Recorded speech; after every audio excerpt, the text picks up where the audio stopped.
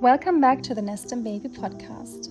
I'm Jasmine, founder of Nest and Baby, and I'm so grateful you're here. Whether you're expecting your first baby, preparing to welcome another little one in your family, or simply dreaming about motherhood one day, my hope is that this podcast becomes a place where you feel seen, supported, and very well informed.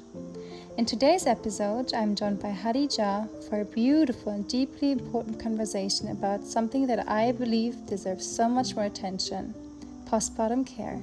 With Hadhee Jah, who is a certified Ayurvedic doula, we talk about how the way a mother is cared for in those first weeks and months can have an impact far beyond the immediate postpartum period.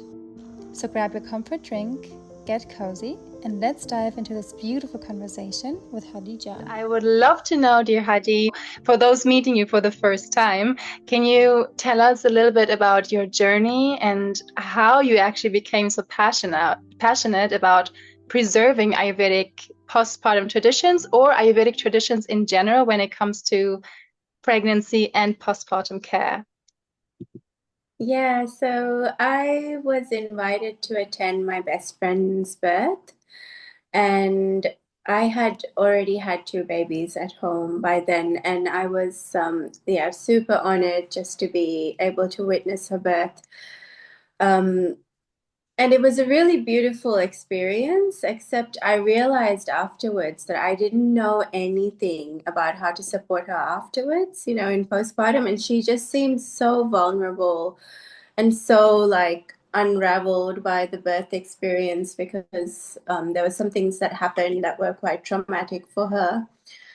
And yeah, so the next day after the birth, I was just like, there's something that needs to happen for her, but I don't know what it is. And I was just, as it happens, these like ads come up because they always come up. And it was for an Ayurvedic doula training program with my the woman who became my teacher, Sarah Blackwell. And I just saw it and I was like, yes, this is it. This is exactly what I need to learn to support her. And she was offering like a free 5-day immersion into Ayurvedic postpartum care. And it was so beautiful. She explained the entire pillars of postpartum care and how it used to be done. Because like when we say it's Ayurvedic, it's not just Ayurvedic. These traditions were held by communities and families for a long time before, because when birth was in the family, we had to know how to take care of a mother afterwards, right? So that's basically essentially what all the traditional postpartum care comes from, whether that's traditional Chinese medicine or Ayurveda or any of that. So it was, yeah, really.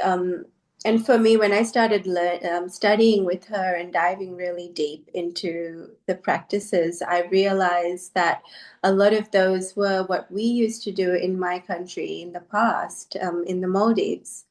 And a lot of that my mom had received when she had given birth to me. So everything kind of closed a little loop in my mind. And I was like, this is a path that's disappearing as quickly as it's being uncovered. So I need to start walking on this path now so it doesn't disappear and we Wow. can carry it on. Mm.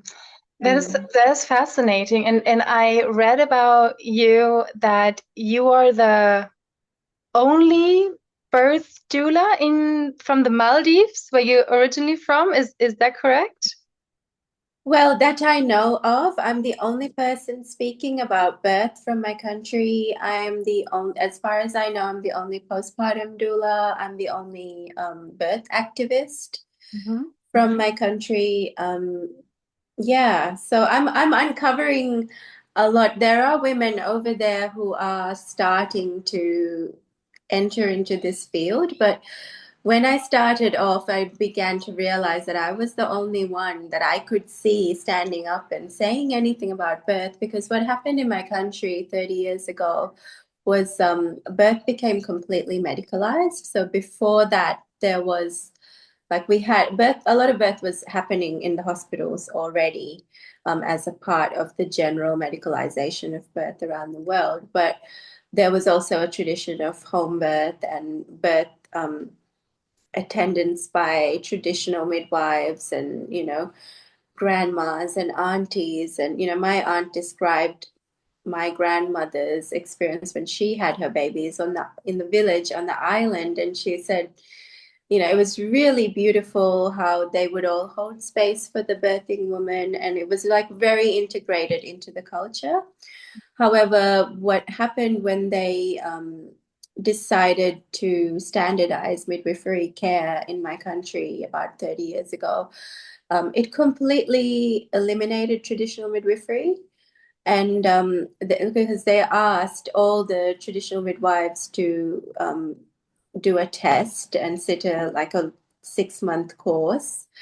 And a lot of them had been trained through lineage and not so much, like obstetrics and all of that Western allopathic tradition. So it was very hard for them to make that leap into what they were being asked to do in order to keep their practice. So a lot of them actually lost their practice. And those that were allowed to continue practicing were placed into hospitals themselves. And it virtually eliminated home birth in the Maldives because it just removed the people who were attending the births over there. But is it still legal, Hadhee, in the Maldives to give birth at home? Or did I understand correctly, you have to go to the hospital, so it's like a medicalized birth? The only way to give birth at home would be to free birth in the Maldives. You Wow. can't have a midwife come out to you if you're in labor. So you won't have any support if you choose to birth at home. And I don't know 100% if it's actually illegal. I've had conflicting information from over there, but yeah, there's no one that will support a home birth. And a lot of people actually believe that it's illegal. So people, if they find out, will even report to the police. Wow, So, fascinating. yeah. Okay. Wow, that makes me actually have real goosebumps because I remember when I was reading a blog post, I really was in little tears of being so touched about actually the tradition of it, but then about the medicalization of it. It's really a journey that happened. If we go back to your training and why you're so passionate about Ayurveda or the holistic concept of it and birth, what makes you be so passionate about it? So why do you love it so much? Because it's essential. Because in Ayurveda, what is said is that how a woman heals in those first 42 days after birth will then set the tone for the next 42 years of her life. So it's a big deal. That postpartum window is the time when a woman is the most vulnerable in her whole life. And that's why, like, in my opinion, like traditional mother warming and traditional postpartum care, Ayurvedic postpartum care should be its own healing modality. That's how holistic it is. That's how detailed it is. They like with Ayurveda, we approach it from all these different angles. So the mother will receive herbs at specific times, specific windows within that postpartum window when she needs to get that herb. For example, there's shatavari, which is asparagus racemosus, very, very popular herb in Ayurvedic medicine. We give it to the mother day 9 to 11 after birth because that's when the baby has a growth spurt and starts cluster feeding. And what shatavari does is it replenishes and restores the body, but also boosts milk supply. So that's how targeted Ayurvedic postpartum care is. And there's like this belief around protecting the mother during this time, and everything is done to keep her warm because she is depleting actively. So, yeah, it's just so beautiful. And one of the things my teacher said that actually literally made me cry was she said, one of the things that they did in the past, or they still do in traditional care, but the mother is meant to be massaged with warm oil every single day. Not just like one massage, once a week, every single day. She's meant to be massaged. Wow. And that just made me cry. Yeah, I know. But how does it how was it usually? Because if we talk about if I have to be honest, if I was pregnant now and I would ask my husband, well, after postpartum, in the postpartum phase actually, and we were in the postpartum phase, and I would ask my husband, and my husband is very loving, I have to say, but if I ask him to massage me every day, you know, it would take me a little bit of convincing work to do so. Let's put it like this. But how was it usually? Who would do that for the woman who just gave birth to the baby? Well, it would usually be the grandma or the auntie or someone like an elder female relative or midwives. There were midwives practicing within the community. One of the things my mom and I were talking about it the other day, and she was telling me about how when she was pregnant with me, she was pretty much alone. My dad was overseas studying. So she had a very difficult pregnancy and a very traumatic birth. But she remembers being pregnant, heavily pregnant, and, walking out in the street. And there was a woman who lived down the street from her who would see her every day. And then after she had the baby, this woman came to the house and she said, "Oh, where's that pregnant woman I saw there? Like, she's not, I can't see her anymore. Is she okay?" And they said, "Oh, she had the baby." And she said, "I'm a midwife. Let me come in and look after her." So that's how simple it was. Someone noticed you in the street, say, "You're a pregnant woman. You need my help. I'm coming to you." And they weren't even paid. They didn't even ask for payment because it was just so integral It to makes the me so community. emotional. I literally have tears in my eyes. That is Yeah. so beautiful. It is so beautiful. And it does remind me a little bit of, because I have Iranian roots. My parents are actually from Iran. And I think whenever I'm back in Iran, I also do sense a little bit more the feeling of community.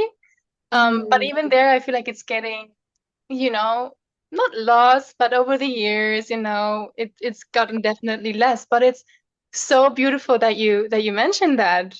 And tell us a bit about how these 40 days that need that support, how can they affect the life of the woman and maybe also of the baby? yes, absolutely, because it's one, the mother and the mother baby dyad. They're essentially a single nervous system. So yeah, you're right. Mhm. Um, so in those 40 days, what happens at the moment of birth is the mother's digestive fire, which is known as Agni in Ayurveda, becomes severely weakened.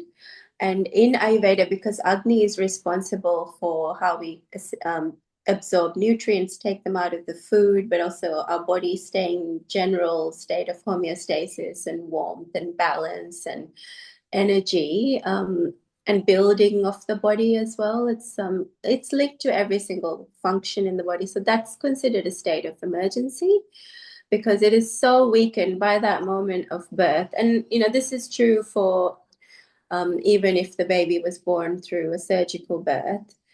There is like what happens when the baby is born is there's a great big empty space inside the body, and the cold rushes in because the Agni is weakened. So it's like, and I describe this in my book because that's the way that I see it. But there's a movie called Howl's Moving Castle. Have you seen it? No. It's an I'll watch animated it. It's beautiful. It's really beautiful. A Japanese animated film. But there's a scene in the movie where this big house, basically, that has legs and it's got a fire that runs the whole house, and then the house can walk on its legs because of this fire, and it just does like all these magical things to make it move. But then the fire goes out, and then immediately the life goes out, basically. So that's why the woman is seen as so vulnerable because the cold is going to rush in. She's going to be affected by damp, and in the Maldives, traditionally, we even had a bed that was woven out of rope with coals underneath, and the mother was made to lie on top of the coals and sweat and just really get the warmth back into her body. So Ah, yeah, that's why it's called mother warming. That's the whole concept, is warming the mother from everything, like the herbs, the food, the belly wrapping, belly binding, the warm oil on the skin. And even the baby receives a lot of the care as well, because as as much as it's very extensive, the looking after of the mother, because it's seen that the connection between the mother and the baby is so important to nourish the mother in order for the baby to thrive. um, so if the mother is stressed, her milk supply is affected, for example, things like that. So they're always trying to soothe and calm the mother in order for those benefits to flow to the baby. So it was understood, as like a part of the entire holistic system. The baby and the mother are one. But the baby also receives massage as well daily, and a lot of that was done by a grandmother or an auntie, or and that was a really beautiful thing. Like, a lot of women from my country, when I talk about baby massage, I get a lot of DMs and on Instagram saying, yeah, my mother did that for my baby, or my grandmother did that. And I remember the way they would take one arm and the leg and bring them together in opposite ends, and stretch them all out. And it was exactly the same as it was done in the Ayurvedic postpartum care. that's beautiful. So is that also a kind of concept to basically support the mother, that for example, grandmother or auntie do the care for the baby so the mother can fully rest, would you say? And the mother's job, so to say, is to recover fully and to help her body heal and be able to breastfeed the baby, and a lot of other work, a lot of other tasks are done through the support system. Do I understand that correctly? Absolutely. Yeah. In Ayurvedic postpartum care, rest is the first pillar. Even before herbs, even before the diet, it's rest. That's the most important pillar. Mm. And in the Maldives, like, women would describe, in the past, it doesn't happen anymore, but in the past, women who are really well cared for would say, I was treated like a queen and my feet didn't touch the ground for 3 months. You know, that's how they were treated. They were supposed to stay in bed. Everyone did everything else around them, and the only job was to keep the baby fed, This is basically. so fascinating. And what do you think about the gentle rule, I would call it? Because I've heard some midwives or doulas recommend, I think it was after birth, for the mother to stay 5 days in the bed, Hmm. 5 days, I think, around the bed, and On the, yeah. on the bed. Oh, okay. Okay, can you explain that, please? Do you remember? Yeah, 5 days in bed, 5 days on the bed, and 5 days around the Around. bed. Oh, okay. Mhm. Okay. Okay. And what do you think about that? Do you think it's maybe a bit too short, or do you have any opinion on that? I mean, it's good that there is an understanding of how much rest is required, but it's not enough. It's not enough, because what happens if we don't actually actively support the healing of the mother during that postpartum window, because that's an actual window for the body that opens up. In Ayurveda, it's called kaya kalpa. Like, there's a specific word for it. And if we don't support the mother through that healing window, then for the next 40 years, she will be slowly set up for depletion. But if the mother is well supported, it will affect the next 40 years of her life. She will rejuvenate her life force. She doesn't have to emerge from postpartum depleted and broken down, and you know, all the, like, popular culture shows us, like, postpartum is a new kind of hell. It's like, oh yeah, get ready for postpartum, and it's so hard. I get it. I've been through it 3 times. It's really hard. However, it doesn't have to be. And if you're supported properly, you actually come out of it completely rebuilt from a cellular level. Do you sometimes experience that women even feel better in their body if they have a very supportive phase in postpartum than they felt before the Absolutely. pregnancy? Well, they believe that you can even heal chronic conditions during this window.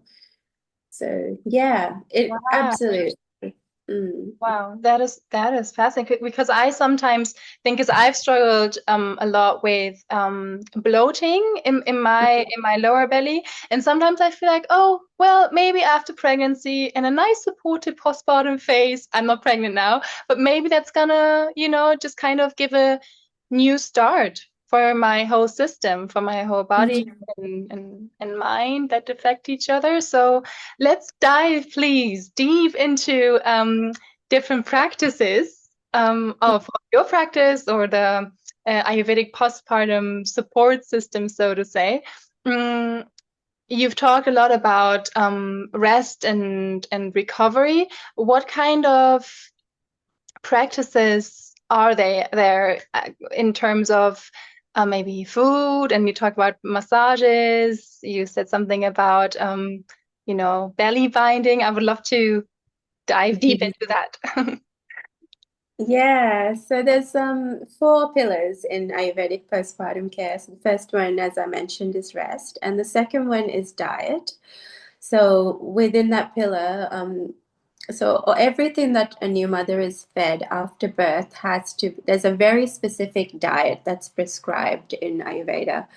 So everything has to be cooked until it's basically mushy. Um, you're adding in a lot of spices to aid that digestive fire to reignite, basically. So it is like a reset, basically. You have the ability to rebuild your digestion from scratch. So you can, rebuild it in a way that's stronger. Everything has to be really oily because it soothes the whole system. So we use ghee as the primary source of that oily fat that is very stabilizing to the body after birth. And yeah, it's very healing to the digestive system and very detoxifying because there's all these like stress hormones, there's buildup of lactic acid, there's so much in the body that needs to be flushed out. So the ghee helps with detoxifying all the digestive, all the toxins that have built up as well. And yeah, so everything it's a vata pacifying diet basically that's prescribed in Ayurveda, and they go very specific for the first few weeks. This is what you get, and then you get this, and then you can add vegetables, and then you can add meat if you eat meat after week 3, because everything's staged for what stage the digestive system is recovering at. So what happens when we, because a lot of the time people set up meal trains, right? Like very well-meaning meal trains, but then they get given food that the mother can't actually digest yet because people don't understand this about the digestion. Wow. So yeah. And is there any way, Hadhee, to, well, in a very, how can I say, supportive environment, in the best case, so to say, you would have, maybe your husband or your mom or your grandma or someone around you who would help you prepare these foods, or prepare these foods for you so you can rest, basically. Mm. But is there the option to, talking very practically, to prepare the food and then freeze it?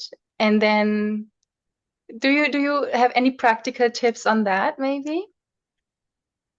Yeah, I mean, freezing is not considered very good in Ayurveda because it destroys the prana in the food. However, we are living in a world where, like you've narrowed it down. There's very little support for new mothers, and then you get all this information on top of that to process, and it's very overwhelming. So I always say to my clients, yeah, like cook up a big batch of khichdi or dal and freeze it. So you've got something. It's better to have something you can eat rather than be ravenously hungry and go, I can't have this. The only option I have is cold pizza or ice cream or, dregs in the freezer or something. So yeah, I think stocking up on the freezer is something that we can do as a modern culture. So it's definitely worth doing when you're pregnant, just for that security to know that you have what you need to nourish your body. Yeah. And what is one of your favorite postpartum meals? Do you have anything in mind? Yeah, I love congee with lots of ginger because, like, my first meal after birth, I had a bit of a traumatic birth experience with my third baby. And when I got home from the hospital, the first meal I ate was like basically congee, and it was rice cooked with so much water, lots of ginger, and cooked down into this like mushy sort of porridge. And it was the best thing. It was so simple and so nourishing, and I added lots of ghee, and I'd prepared the herbal teas and stuff beforehand because I was training to do this work. So I knew what my body needed, so it was a good thing in the end. Not a good thing, but I was able to heal from the birth trauma as well because I knew what my body needed and what sort of supports my body needed. And this was actually the best postpartum experience I have ever had, I have to say, even though I was trying to do everything mostly for myself this In your time. in your after your third pregnancy? Yes. Okay. And Yeah. do you have maybe recipes in your book that women could check in your book to have some inspiration? Yes, I do have some recipes. Yeah, I've got like a bundle where you can get my book, and I've got a specific recipe book that I created for my clients as well. And it goes day by day. So it's just like a sample meal plan, but it's got all the recipes in there. You don't have to follow the meal plan, but it gives you an idea of if you got someone come into your house and you're like, day 13 or something, you can just open it up and say, hey, this is what I need. Here's the recipe. Can you just make something like this for me? Oh, that's And your perfect. body will thank you. Your body will thank you when you feed it properly postpartum. It is the best feeling. And also your Mm. brain, right? Then you can Mhm. just think more clearly, I would say, and maybe also be more connected with your baby when you just feel good through nourishing foods, right? Absolutely. That connection is so powerful because one of the things that happens with the vata, the aggravation of vata, which is the um, element of wind, and that's what is out of balance when you're in that postpartum window, like in a way that's like out of control, out of balance. One of the things that happens is the racing thoughts and anxiety. That's a result of vata aggravation. And postpartum anxiety is like next level. It is really full on because it's got that added edge of your body's going through this physiological vata derangement, essentially. So when you add the ghee and the heavy, like moisture rich foods, it grounds you and it does help you think more clearly. Wow. Wow. Wow, food is so powerful as a medicine on the body. So, okay, so warm and mushy, you said, right? Okay. What are other practices? Hmm. Yeah, so I mentioned massage. So that's in Ayurveda, that's known as the practice of Abhyanga, and which it's really beautiful. It's known, like, according to Dr. Vasant Lad, who is like one of the foremost figures in Ayurveda in the world, this is the one practice to incorporate into your life to improve your health. Like, if you incorporate any practice from Ayurveda into your life, let it be this one. And it's basically anointing yourself in warm oil. Sesame oil is what's traditionally used, and from head to toe, basically, daily. And what that does is it replenishes all the moisture in your body. And it's once again applying the same principles of warmth and oiliness. And, when you think of oil being poured, it's slow and it's soothing and it's grounding and calming. And then there's the healing power of touch itself, which is very powerful after birth. So one of the things that heals birth trauma, in my opinion, and I'm sure many women will agree, is loving touch. Just like being able to touch your body again and feel because it's such a somatic experience having trauma in your body. And I experienced that after my third baby, when I literally, like, because when I was giving birth, it was the wind was howling. It was like really windy and stormy, intense, dramatic weather. And all the way to the hospital, it was like all, like a movie almost. So afterwards, anytime I heard the wind howling, I would go into like shakes. And I couldn't control it, it would just come on. Or even like I describe a little bit of this in my book as well, because I think this is something women don't really talk about, how birth have actually affected them, because we're just expected to get on with it. And now you have to deal with postpartum, keeping a baby alive, and then you bounce back and get on with life, basically. But for me, like the one practice that helped me heal from that and get that soothing into my body was Abhyanga. So And oiling your body with especially sesame oil. And because Hadhee, I just recently I got very, very fascinated about Ayurveda, very fascinated about it because I've been through so much, health protocols and kind of, Western functional medicine advices. And I have to say, nothing really worked the way that I wished it had worked. But then I saw some, YouTube videos and podcasts I heard, and then your blog about Ayurveda. And I love that it's such a principle, like everything that you do has a root and it makes sense about the effect on the body. So it's a system that you can rely on, basically. And people talk about it so, it just makes sense. Just do it and make sense. Like it gave me like a sense of soothing to start a new path of healing journey, basically. But coming back to the sesame oil, I kind of struggle with the practical approach of it, because how do you do it? Because I want to oil my body in the evening after shower with a sesame oil, and then I can wait, and then I can go to bed. But I heard the more efficient way would to do it after you wake up in the morning. Is that correct? Well, how do you do it? Because you have to start your day and put your clothes on, right? Yeah, so in Ayurveda, traditionally it is done in the morning as a part of, there's a thing called a dinacharya, which is the morning routine, which is quite extensive. There's like oil pulling and tongue scraping and all these different things that you do in the morning. And one of them is meant to be Abhyanga. So once you do the oiling from head to toe, you're meant to do like a little bit of movement or something to let the oil absorb, and then have a shower. And what that does is it draws, like a lot of the time, the oils that are prescribed are medicinal, they're infused with herbs.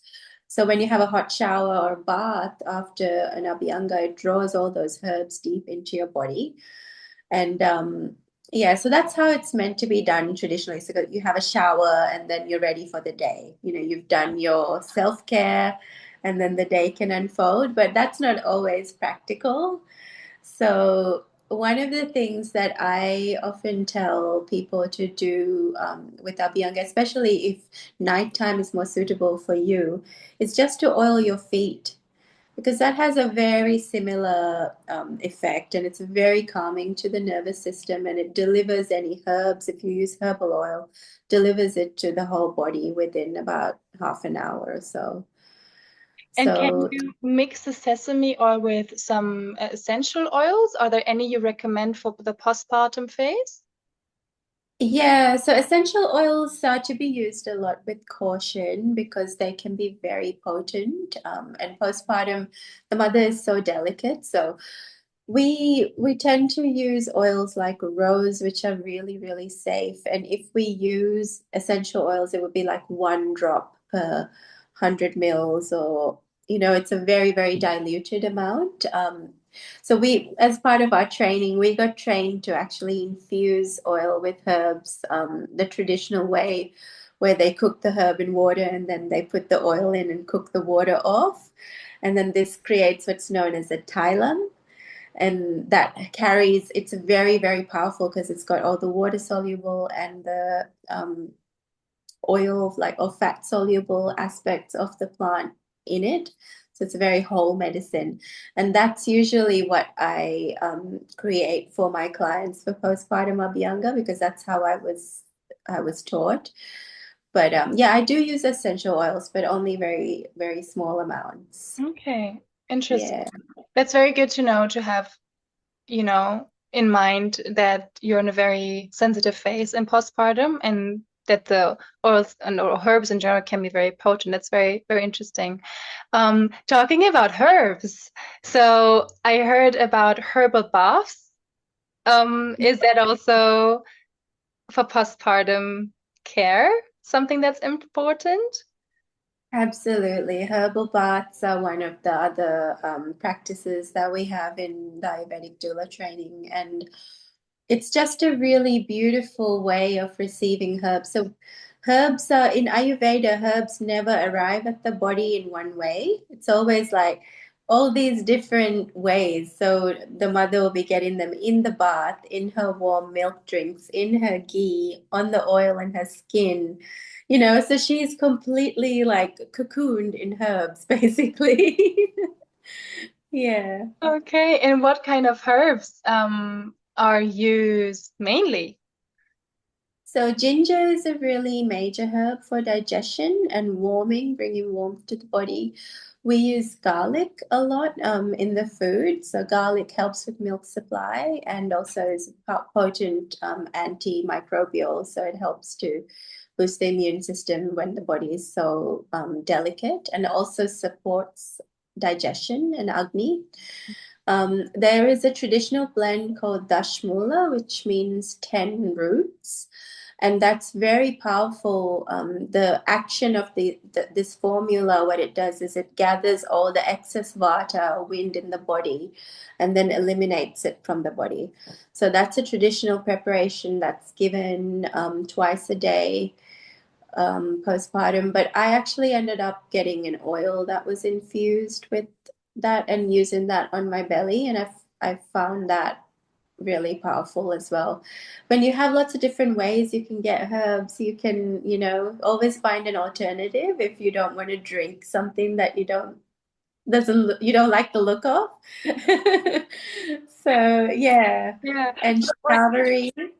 Yeah. Yeah, sorry. Shatavari and ashwagandha, which are like major herbs in Ayurveda as well. Oh, ashwagandha as well in Ayurveda? Okay. Yeah. Please tell me a bit more about that. What is your experience how women could use ashwagandha after postpartum? Because I've heard it's very powerful. I've never used it myself. But I also heard you should use it just for a phase and then stop using it again. What is your opinion on that? I mean, that's the case with pretty much all herbs, because herbs, the way they work is when it's no longer like needed in the body, it can tip over into being a toxin. As Paracelsus says, the difference between a medicine and a poison is always in the dose. So even with herbs, you can use it to excess or use it at inappropriate times. But it's always good to use it for a period of time and then to take a break just to see what difference it was making in your body and learn more about whether you need to continue using it. Is it helping me with this rather than that, because they are very holistic. The way they work is so holistic, and sometimes it's not like a targeted thing like a pharmaceutical product. It's usually a whole plant medicine. Yeah. Okay, good to know. And just to wrap up the herbal bath, which I am still inside, do you also use ginger for the herbal bath, or are there like herbs like, I don't know, rosemary, or I don't know, what herbs do you guys use for the baths? One of my favorite herbs for herbal baths is rose because it's so gentle on the body and it's like astringent, so it helps all the tissues to like basically dry out. That's what astringent means. But it brings everything back together and it's so healing for the womb and the heart and brings that quality of self-love back to the mother because she's been through a massive transition and experience. And yeah, that's why I love using rose in herbal baths. And if you can get actual roses and float them on the bath, put rose water in the bath, make it like super rose, and then get into that after you've had a baby, you'll just be in heaven. Mm. Oh, that's beautiful. But is there, Heidi, a specific time where you can start doing the baths? Because is yeah, how does it work? Because I guess you're very sensitive in your intimate areas, right? After birth. Does the Ayurvedic principle suggest a specific time when to start the baths? Yeah, it's pretty much the same as the Western advice on that. So you can follow, if you've got a Western medical practitioner that you're working with, it's best to follow their guidance on when to do something like a herbal bath. But generally, if you've got open wounds, then it's not a good idea. So yeah, but they can be done at any time in your journey. I mean, I still have herbal baths, all the time because it's one of the ways that I process emotions, in the water. And it's so nourishing and it just holds you in such a way that I think mothers need to be held as Mm. much as possible. Mm. And for women that don't have a bathtub, is there any suggestions you have? Maybe just the feet in a herbal bath or Yeah, definitely. If you can do the feet, yeah, that's a really beautiful way. And you can add magnesium salts, and that replenishes that, magnesium in the body. In some traditional practices in India, they will make the herbal bath and actually pour it over the head of the mother. So it's like not even something you lie in, but the benefits are being received just through the herbs, the water being poured over your head, you know. Okay, so Mm. just to basically wash the energies also off or to just relax the body. Mm. Beautiful, Yeah, beautiful. yeah. Right. Belly binding, I heard, is also something I am so interested in. How does it work? What fascinates you most about it, and what are the greatest effects you've seen on yourself, maybe, and on your clients? Yeah, so the first time I had belly binding done was after my first baby was born, and it was completely unexpected because my mum came over and she just didn't say anything. She grabbed a scarf and started binding my belly, like wrapping it around my hips. And I was like, "What are you doing?" And she said, "This is going to help. You need this. I have to do this for you." And I was like, "Okay, okay." But as soon as she did that, I was like, before everything, like the first time you even stand up after you have a baby, it's like everything just like sinks. You feel like a sack of bones, basically. And you're like, I remember walking to the bathroom and feeling like my pelvis was coming apart, as I was walking, because you've got all this relaxing in your body, all this extra space. And yeah, it was really stabilizing, really comforting and soothing just to be, I just felt held. And that was my first experience of belly binding. So after I did the training for the Ayurvedic doula program, I made all my own belly binds for my third birth. And that was the one thing that I did religiously pretty much every day. I, skipped a few days here and there towards the end, but that was the one practice that I just, as soon as my baby went for a nap in the morning, I would just grab the oil, even if I hadn't brushed my teeth yet, it was just like, I'm going to bind my belly. And it really, really helped to just to feel like you're being held all the time. And I just felt like, oh, I got this. I got this, and all the organs, because they have moved around through another person being inside you and occupying so much space, it just helps them to realign back into the right spots inside the body, and helps with fluid retention as well. There's a lot of fluid retention in that area, and helps close that space that's still open. If you have diastasis recti, which is where the abdominal muscles actually separate, it helps to bring it all back together. So yeah, and there's two different styles, and they are both very helpful. One's a lot simpler, and the others are very much more complex, but also not hard to do. And where But can we learn this technique? Do you describe it somewhere? Do you show it somewhere? How does it work? yeah, so I have some resources on my website for belly binding, and I've got a free class as well where I talk more about the benefits as well. But it is literally such a simple practice, once you've done it. And the beautiful thing about all these practices, once you've done it for yourself or you do it for someone else, then you forever know what you need. So I'm always so grateful that I have learned all these things, because when my kids have children of their own, I will know what to do, even Yeah. if I wasn't a postpartum doula. Yeah, yeah. Mm. Wow, I love that. Belly binding. It just reminds me a little bit, and I mean that might sound a little bit abstract, but we got a puppy. I mean, she's one now, a dog, but there is something called Tellington touch in dogs, and which means you have some kind of tapes of fabrics that you use on the dogs, and you do it especially with dogs that are pretty anxious.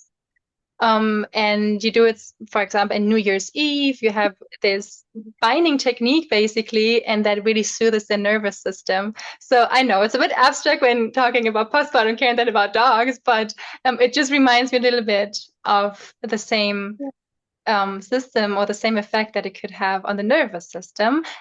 Yeah. Talking about dogs, right? But of course, then there's like more biological and anatomic reasons as well, as I understand from your description. Is there any other practices for postpartum care from the Ayurvedic perspective that you have in mind that you would love to share? One of the things which is related to the binding aspect of it is, and it's not specifically from Ayurveda. This is more Latin American tradition. It's better known from Latin America, but closing bones, which is basically what happens is the woman gets wrapped up in fabric, like basically like a mummy. And what that does is it brings everything back together, but it also has a very deeply spiritual significance in closing the mother's energetic centers. So all the chakras, everything that opened during birth, they will stay open unless we actively close them.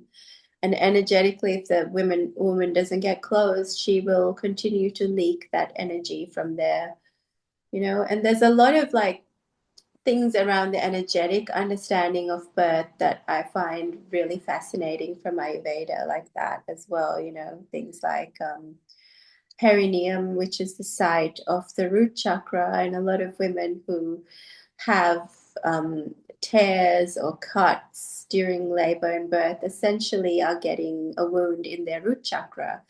So then you can heal that using yoni steaming and, putting specific preparations on your yoni to try and, make the energy flow where the scar is, because scars block energy flow.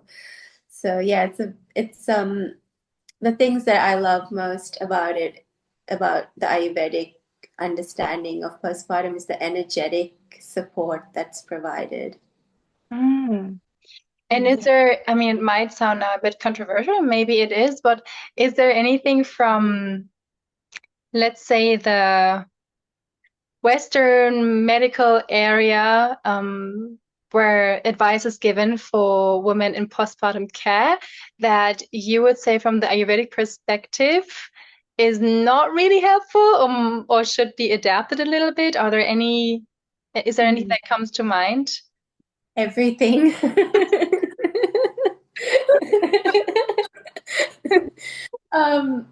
There's just not enough emphasis on the mother being kept warm in from the Western perspective. So a lot of the time, even during labor, women will be encouraged to eat ice chips and things like that for pain management, padsicles, things that are cold, no go.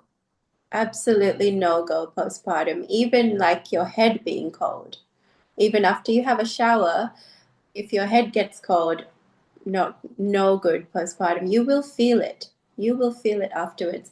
And this is where, like, Western, they could really do with examining what the traditional cultures know about postpartum. Why are they being so specific about these practices? Why are there so many different things that are needed? Let's take a really good look at this, and then how can we integrate this into, Western practice as well? Because there's a massive difference between even Western trained doulas and traditionally trained doulas. A lot of the Western trained doulas, I mean, absolutely nothing wrong in any way. Postpartum doulas are total like asset to humanity, in my opinion, birth doulas of all forms. But there is a depth that is lacking in the understanding of what the mother's body truly needs. And if you are really in the space to provide that care, then you need to look at these traditional methods, these traditional modalities, if anything, to make sure they don't get lost, in history. And that's one of the effects of the westernization and medicalization of birth, and just in general, like trainings and certifications and things. When they start to come in and pile on top of each other, the traditional wisdom often gets suppressed or lost. And with postpartum, we can't afford to lose that, because once it's gone, the next generation won't know what to do. And then essentially the next generation of mothers are not receiving at all, even close, even the bare minimum of the care that is needed. Because in the Western model, that the mother is not even receiving bare minimum at this point. So it's only going to get worse if we don't integrate it, and if we don't actively try to bring these practices into our daily lives. And when do women reach out to you, or should reach out to you if they wanted to work with you? Anytime, really. I've worked with women like right from early on in pregnancy, and we work on nourishing the body. And also I always provide all my recipes and everything so they can start cooking early on as possible and start experiencing the foods and how that makes you feel, because a lot of the time similar principles can be applied to pregnancy as well, with those soothing, comfort foods essentially. So yeah, and working on birth plans, working on protecting the sacred hours after birth, as well as setting up for breastfeeding. But yeah, I do virtual consults. I work with women virtually as well as in person. I'm about to start taking clients here in Adelaide from July onwards. I'm opening my books, and basically I go to, when a woman reaches out to me, and I've done a few of these now, and I go out to her house and I take my oils and I bind her belly. I give her a full body massage. Sometimes we do closing of the bones. We sit and talk, and she shares her birth story, which is sometimes that's the first time a woman has had that space to actually talk about how it made her feel. Because birth isn't what happens, on the outside, it's what's happening on the inside. So it's such a big transition.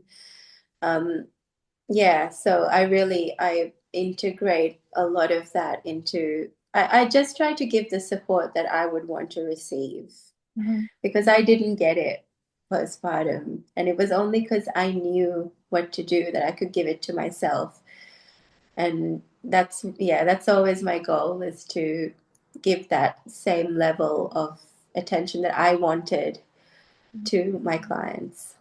And if there was one thing, I know you can't really tackle it down to one thing, but if there was just one thing um, that you would like to share about the postpartum phase, what would that be?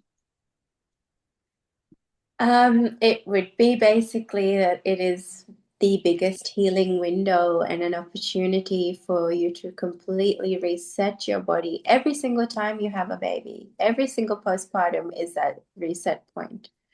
And you have this ability to really nourish your body and emerge even stronger than before. And I think that's a really powerful medicine for mothers today, because a lot of mothers are so depleted and run down, and they don't know why. And it's a lot of the time it can be traced back to their postpartum experience, their birth trauma, their pregnancy, how they were unsupported in ways that they needed support. Your work is so, so important, Hadhee. Thank you so, so, so much. And really, I have goosebumps. I don't know if you can see it, but it does give me, it does touch my soul a lot to have women like you that are so supportive in a very important phase that's gonna affect women for the rest of their life, basically. But that is unfortunately, I would say, well, in my bubble, spoken about way too little. So where can women find you to work with you? If I was pregnant, I mean, I have your contacts now, but if I didn't have your contacts and I was pregnant, I would say, okay, I want to make sure that my postpartum phase is supported. Yeah, how can women find you? You can go on my website, which is hadheejahbirthkeeper.com. I'm also mainly active on Instagram. So, yeah, that's the best place to reach out to me, or via email. Yeah. Perfect. Thank you so, so much, Hadhee. And if anyone has any questions, yeah, feel free, I think, to message Hadhee or to message us. And yeah, I'm definitely going to ask you to do the whole Ayurvedic podcast about the pregnancy phase and the newborn phase, not only the postpartum phase, but about how to establish an Ayurvedic life for your baby as well, and for the health of the baby as well, and the pregnancy phase. Thank you so, so much. Thank you so much for having me. It's been I love talking about this work so much. I can imagine. Thank you.